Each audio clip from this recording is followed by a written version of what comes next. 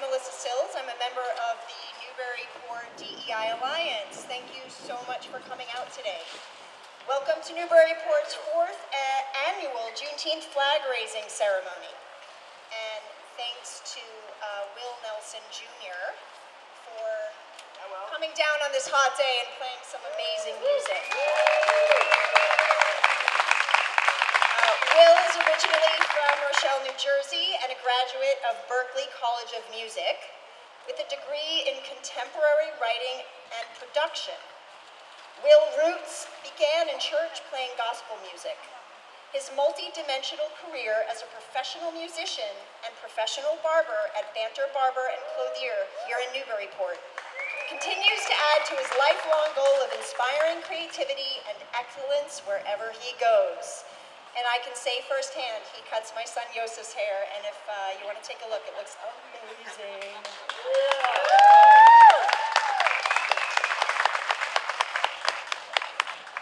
This prescient event in Newburyport was first hosted a month before Governor Charlie Baker signed into law the bill making Juneteenth a state holiday in Massachusetts, and a year before it became a national holiday under President Joe Biden in the wake of nationwide racial justice demonstrations prompted by George Floyd's murder in Minnesota.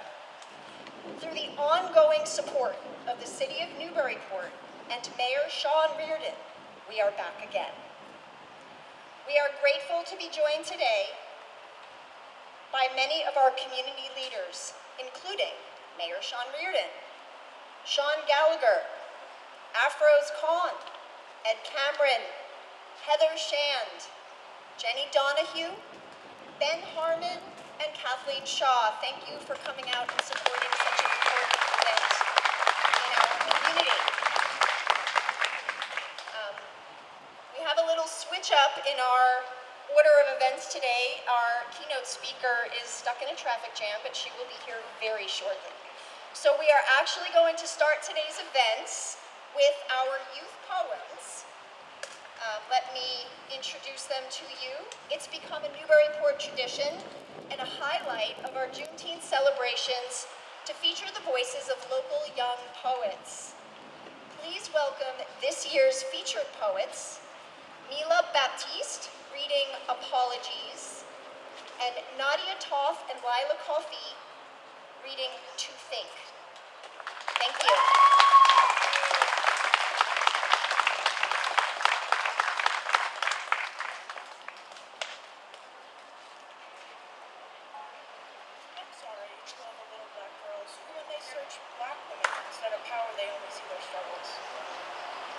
You don't see their successes, like Serena Williams practicing tennis with her sister for hours at a time, then going on to win Wimbledon 7 times.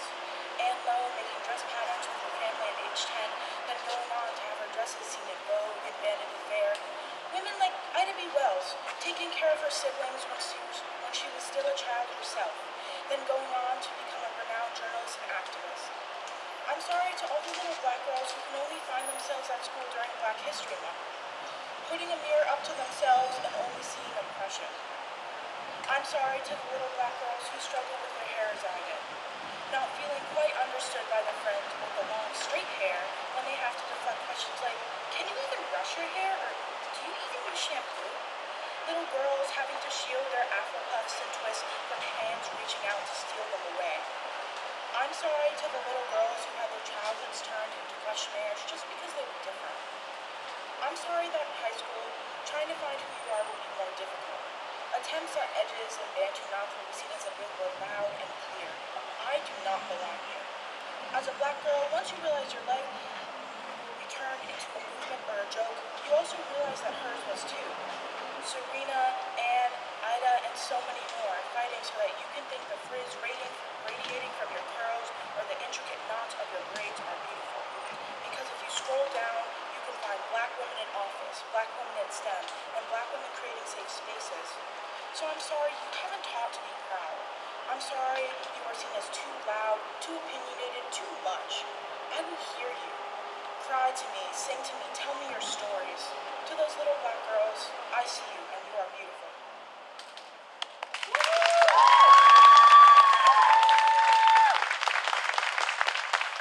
Thank you so much. I'm going to try to raise the volume here. Does that sound louder? A little bit? Okay, great. Thank you. Okay, next we have Mayor Sean Reardon, who will deliver the city... No? Oh, the girls. I'm sorry. Okay. Nadia Toth and Lila Coffey to present To Think.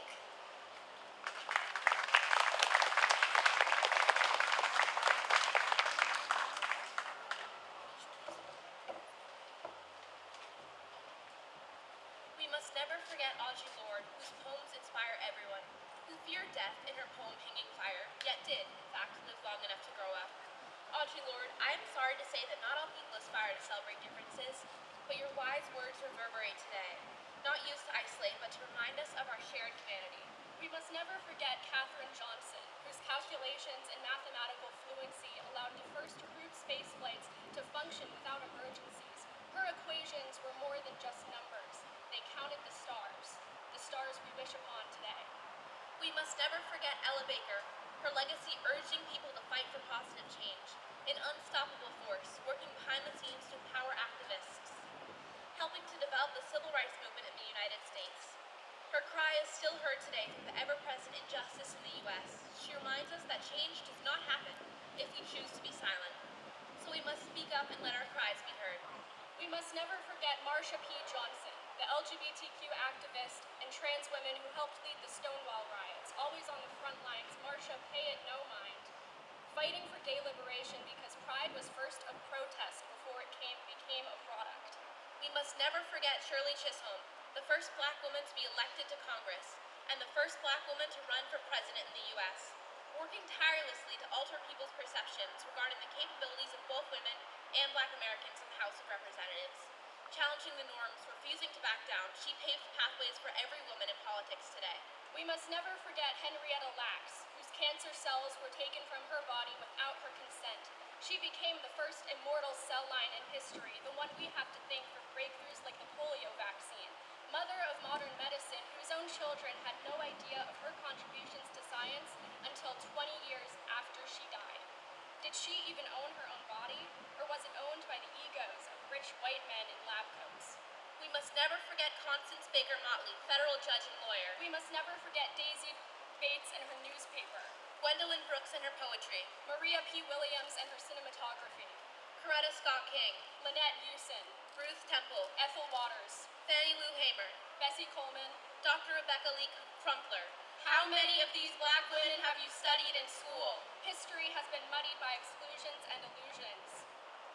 Black women, both used and abused by the system, have contributed so much to society, making lives better for all of us, not just a privileged few. And their gifts, their legacies, continue. So remember these women. Feel their names on your tongue. We owe it to ourselves to honor what they've done.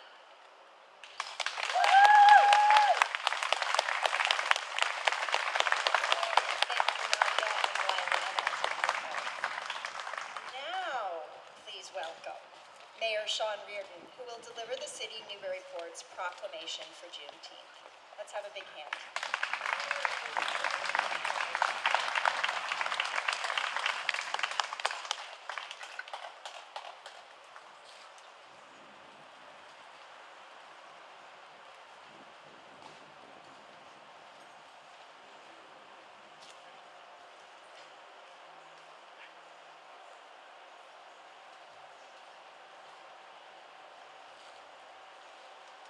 All right, happy Juneteenth, everybody.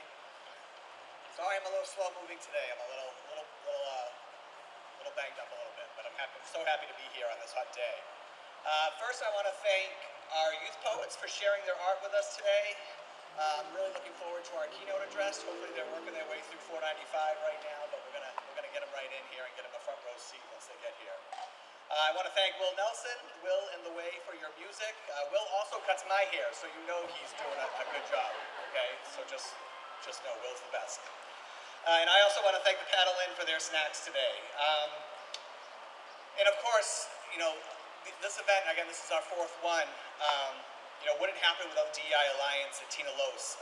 All their work organizing this, showing up each year, making sure this is a fun event, making sure we're partnering with the right organizations around the city for Juneteenth as well. It's a real joy to be here today, surrounded by the beautiful music and to be with this amazing community. Even though it's a hot day, we still come out. I love that. Go in the shade. We have so many people here today. Juneteenth holds deep significance, and as we continue to establish our own city traditions for celebrating this vital holiday, we are reminded of its importance in our collective history and our future. In our Juneteenth celebrations, we talk about how it is a day for celebration, for learning, and for action. This theme resonates deeply with me as it emphasizes that this is not just a passive holiday. It calls us to be active participants. Juneteenth is not solely a holiday for Black Americans or descendants of slavery. It is an American holiday that commemorates the end of slavery, educates us about its enduring legacy, and inspires us to work towards justice. I encourage everyone, regardless of background or race, to find personal meaning in this holiday and in the singing later today of the Black National Anthem, Lift Every Voice and Sing. The city has made strides this year, actually the last 3 years, in its efforts to be more equitable, welcoming, and inclusive community. And we have much work ahead of us. In the past year, we engaged in an action planning process with YW Boston, who held initial trainings, listening sessions, and working groups for a cohort of City Hall staff to help us create a plan for next year and beyond on how to connect the community work that has already been done on DEI efforts in City Hall. In the coming year, we look forward to collaborating with our DEI Alliance to strengthen our community and introduce new diversity, equity, and inclusion initiatives here at City Hall. We aim to ensure that everyone feels truly welcome in our community, starting with how they are treated and respected by their government. We will strive to enhance the diversity and inclusion of our city workforce and our volunteers, and work with community partners to make institutions across the city more welcoming to all. Additionally, we will actively seek ways to address systemic racism within our state, city, and country. Thank you for joining us today to celebrate, to learn, and to act. Enjoy the festivities, and let's continue to grow the celebration in the years to come.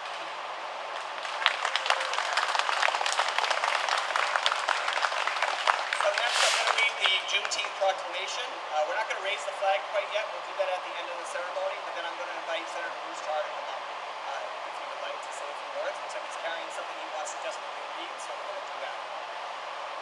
Okay, whereas on June 19th, 1865, over 2 years after the issuing of the Emancipation Proclamation, the enslaved people of Galveston, Texas, received the word that they were now free. And whereas Juneteenth was first celebrated in Texas in 1866 and has been observed in communities across the nation since to mark the emancipation of enslaved peoples. And whereas the city of Newburyport honors its history as home to leaders in the abolitionist movement while also acknowledging its complicity in slavery and commerce tied to the slave trade, we again commit ourselves to furthering the values of justice and equity. And whereas the Juneteenth National Independence Day Act was signed into law in June 2021, making it a federal holiday. And whereas on this day, as in cities and towns across the nation, people of all races, nationalities, and religions join in community to acknowledge the pain caused by slavery in the past and the continued injustice of systemic racism that remains with us today. And whereas the Newburyport Diversity, Equity, and Inclusion Alliance has worked with the greater community to mark Juneteenth as a day for residents across the city to celebrate, learn, and to act. Now therefore I, Sean Reardon, Mayor of the great city of Newburyport, do here proclaim Wednesday, June 19th, 2024, Juneteenth Independence Day. I urge all residents to celebrate the holiday, learn more about its history and significance, and take action by finding ways to further justice and equity in our community. Thank you so much. Senator Bruce Tarr.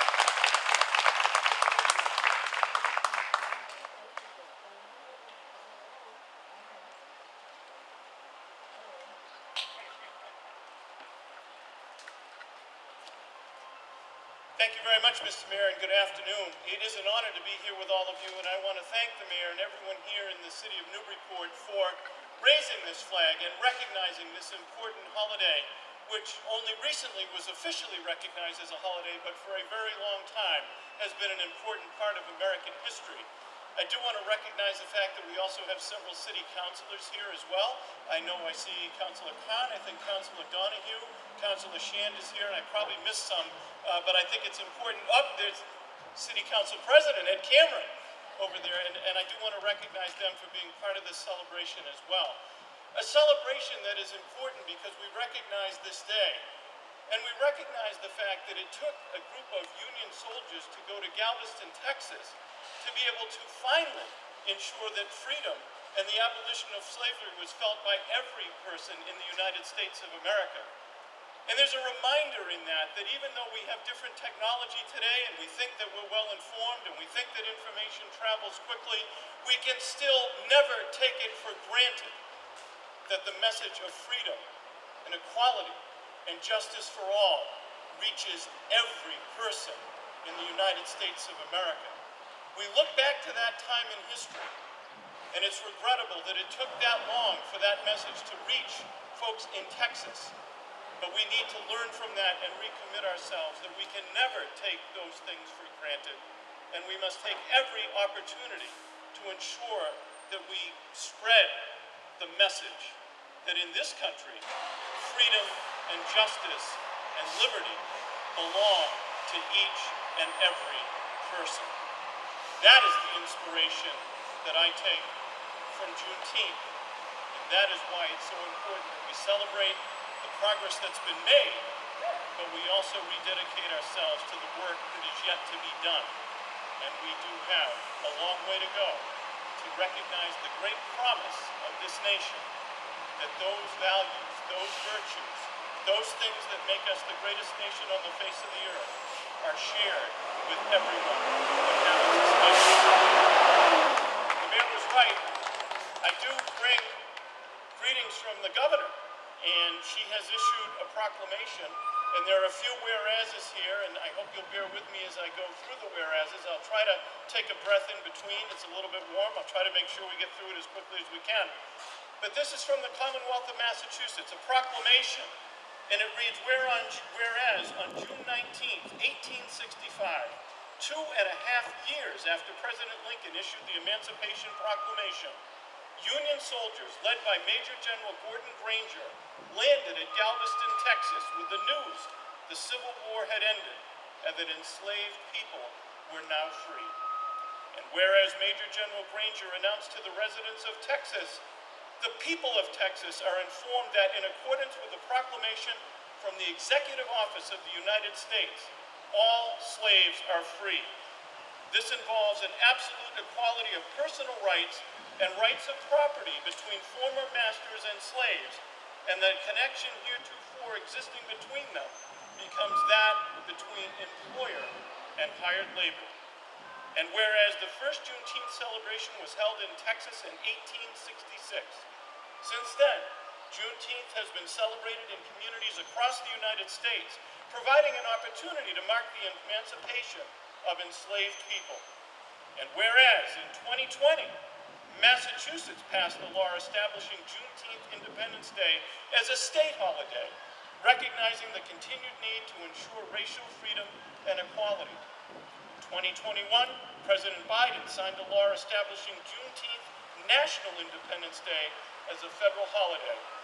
And whereas on this day, in hundreds of communities across the country, people of all races, nationalities, and religions join hands to acknowledge the painful history and lasting systemic impact of slavery and racial justice in the United States. Juneteenth is an opportunity to recommit ourselves to the goal of creating a more equal and just society, an effort that continues today. Now, therefore, I, Maura T. Healy, Governor of the Commonwealth of Massachusetts, do hereby proclaim June 19th, 2024, to be Juneteenth Independence Day, and urge all of the residents of the Commonwealth to take cognizance of this event and participate fittingly in its observance. Given at the Executive Chamber in Boston, the 18th day of June of the year 2024, and of the independence of the United States of America, the 247th. By Her Excellency, Maura T. Healy, Governor of the Commonwealth, Kimberly Driscoll, Lieutenant Governor of the Commonwealth, and attested by William Francis Francis Galvin, Secretary of the Commonwealth. God save the Commonwealth of Massachusetts. I'm proud to be able to present this to everyone that is assembled here today and to the mayor, and proud that as these words prescribe us to do, the city of Newburyport is recognizing Juneteenth, all that it represents, and all that it obliges us to do as we move forward in our own lives. Thank you.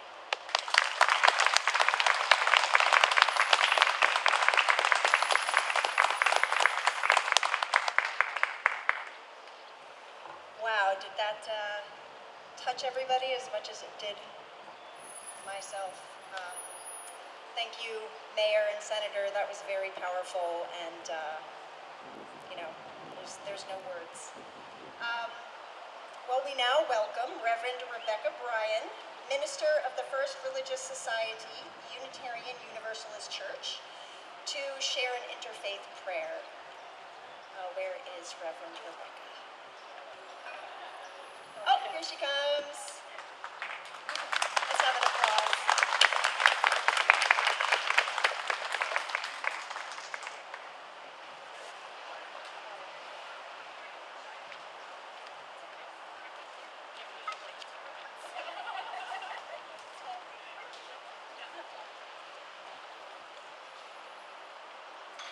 I was waiting to see if her keynote was ready. She's going to take a moment, as well deserved.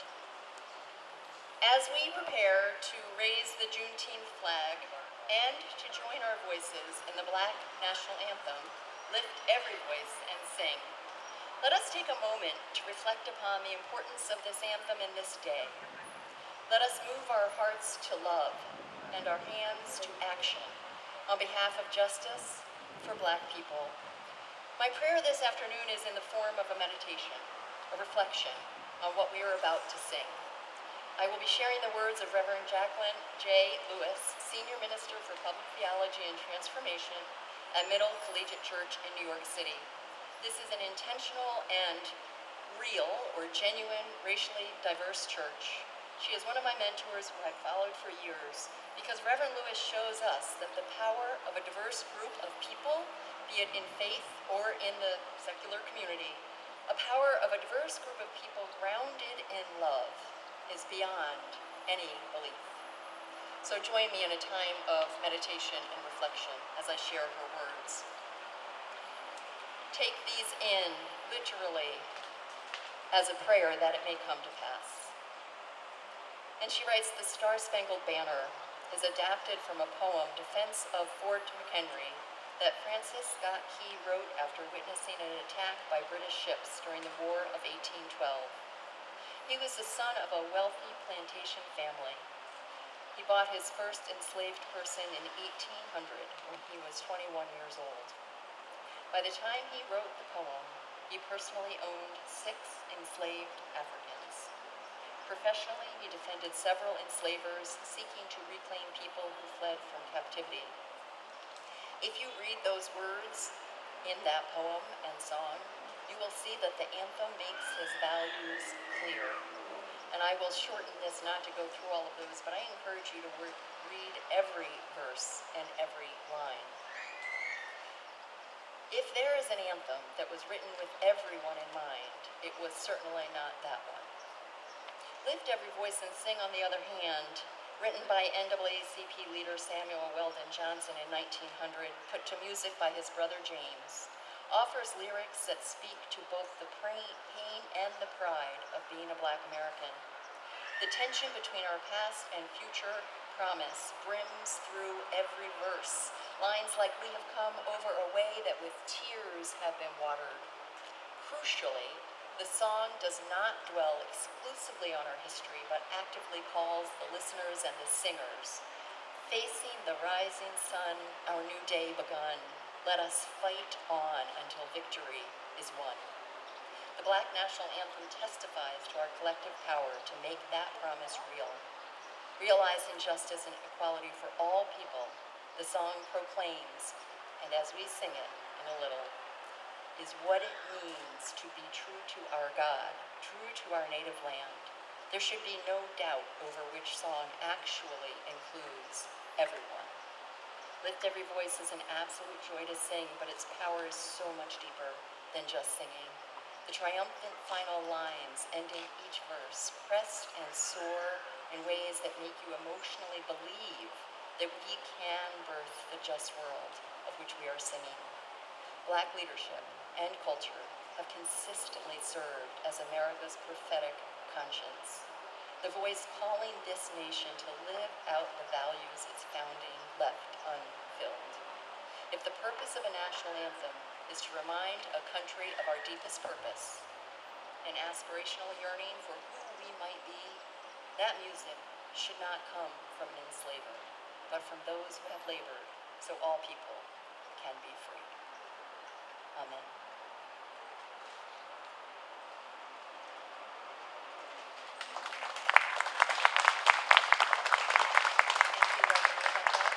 I think we are ready now. Oh, okay. Okay, I am honored to introduce today's keynote speaker, Lynn Omondi. Born and raised in Kenya, Lynn graduated from Newburyport High School and recently completed her undergraduate degree in marketing from Bridgewater State University, where she was the vice president of the American Marketing Association. While at BSU, Lynn served as a program coordinator at Family Movement, Inc., a nonprofit helping unhoused families and individuals transition to stable and permanent housing, education, and financial independence. She also served on the Community Service Committee for Diaspora Massachusetts, whose mission is to bring together the Black and Brown diaspora of Massachusetts through arts, community, events, and advocacy. And during that same time, also served on Newburyport's DEI Alliance. For her outstanding civic activism, Bridgewater State awarded her the 2024 Impact Award for Student Leadership. Lynn Omondi is a young, driven community leader. Her curiosity for learning and growing is the foundation of her hard work in the communities she serves. She has a passion for helping others stemming from her upbringing and her faith in God. She loves to spend time with family and friends, travel, find the best food spots and fragrances, go to church, write poetry, network, and volunteer. Ladies and gentlemen, Newburyport luminary, Lynn Omondi.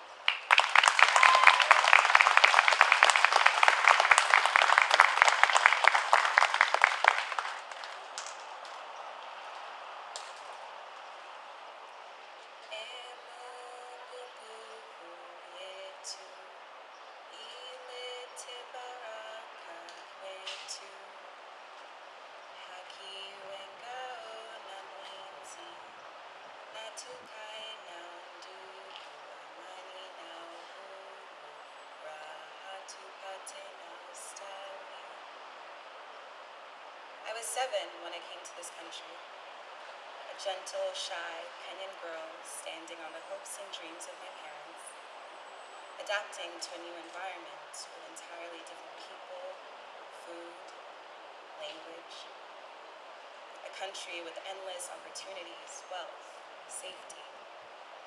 At least that's what they told us. 15 years later, I can recognize the privilege that I was granted that many have never seen, let alone experience. I had the privilege of proper education. Attending Newburyport public schools since 2nd grade, I was taught by many teachers who cared about their students and curriculum. I was pushed outside of my comfort zone with field trips to Sandy Point Reservation, Mount Major where we went hiking, and kayaking in the Merrimack River. Encouraged to join Poetry Soup, dance class, and intern at the high school's Institution for Savings Bank. These experiences alone led me to have a healthy relationship with myself, my community, and my environment that many people do not have access to.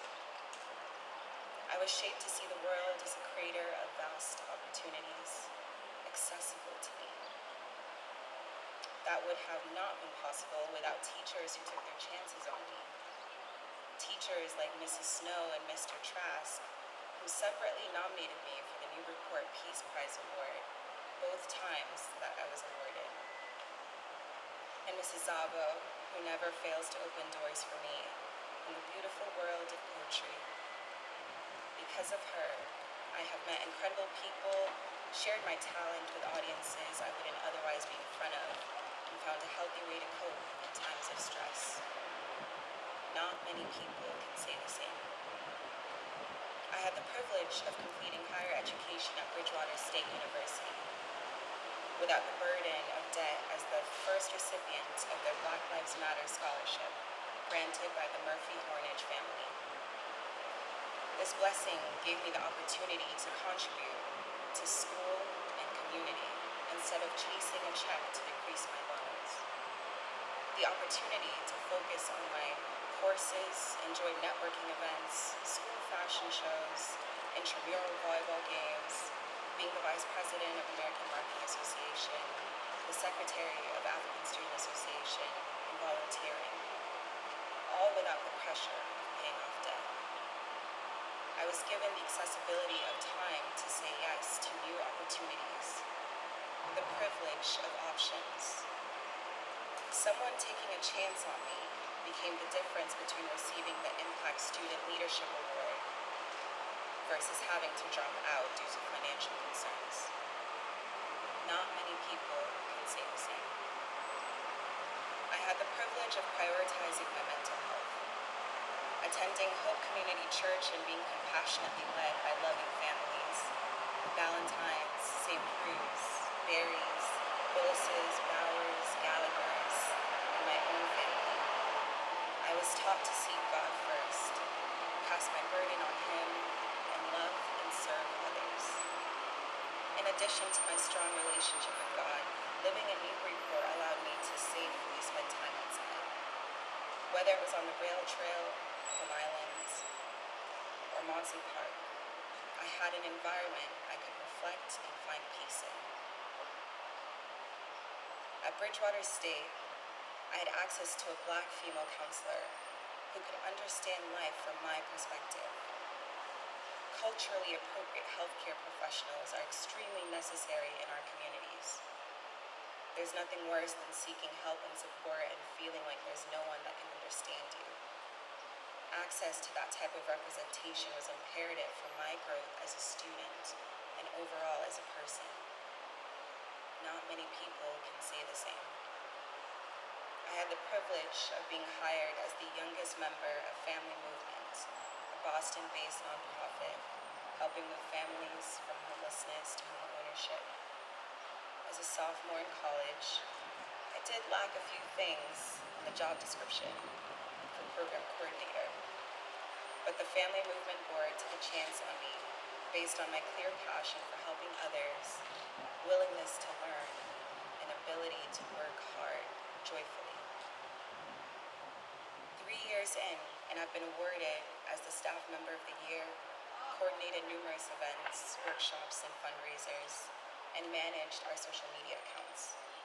Behind the scenes, my confidence has improved, and I'm fulfilled every day with the work that I do, the people that I do it with, and the people that I do it for. Not many people can say the same. I have witnessed the generational impact on giving underrepresented families opportunities. With Family Movement following a holistic approach, families are given tools and resources to prioritize self-care, mental and physical health, as well as to become educated on financial literacy, workforce development, and becoming a homeowner. This method has proven to be successful because families often need more than just instruction on writing a resume or applying to a housing program. They also need encouragement to take care of themselves and their children so that they can sustainably reach their goals. Family Movement therefore acts as the intermediary for families so that they have people advocating for them to access stable housing or home ownership. Not many people can say the same. When I went to Haiti in 2016 with Hope Community Church on a mission trip, I was met with beautiful, joyful faces. Faces that I expected to see, having been raised in what some would call a third world country. My peers were astonished, questioning, how can they be so happy, yet so poor? Privilege.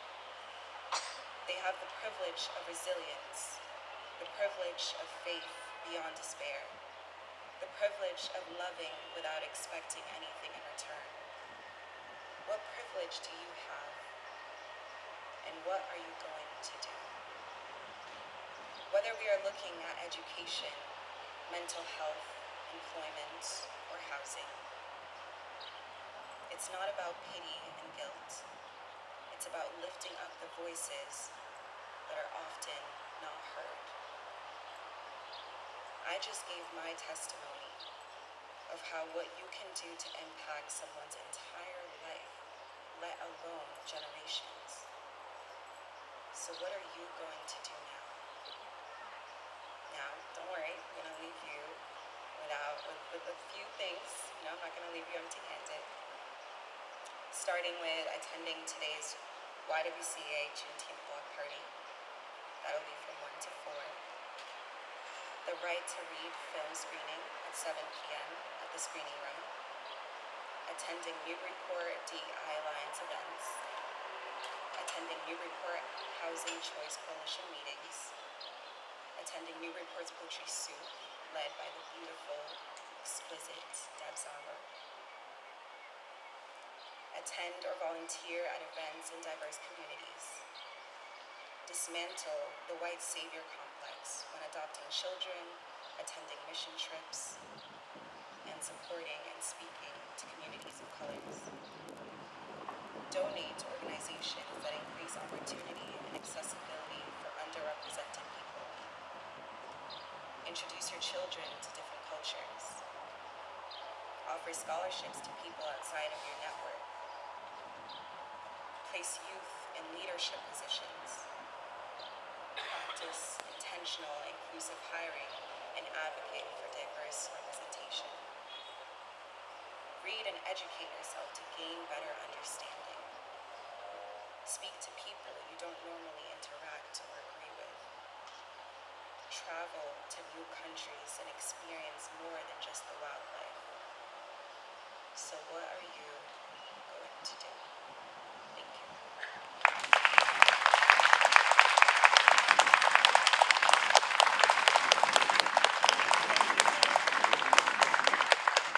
Well, as we are coming to an end of this wonderful celebration, we'd like to thank our special guests, Mayor Reardon, Lena Mundi, Reverend Brian, Mila Baptiste, Nadia Toff, Lila Coffey, and Will Nelson Jr.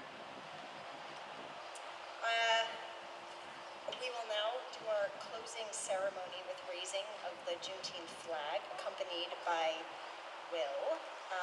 The Black National Anthem, Lift Every Voice and Sing, and Mila and Lila, where are you, ladies? They are going to lead the way. Here they come, with their beautiful voices.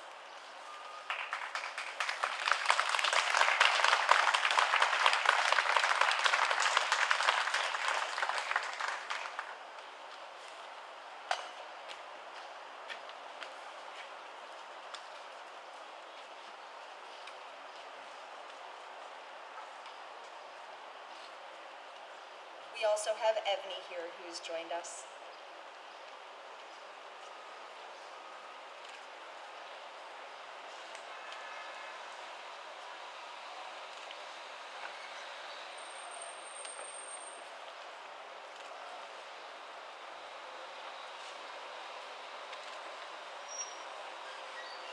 The lyrics are actually written on the back of the programs that you have, if you'd like to join. I'm sure that the ladies up here would love some vocal support. Thank you.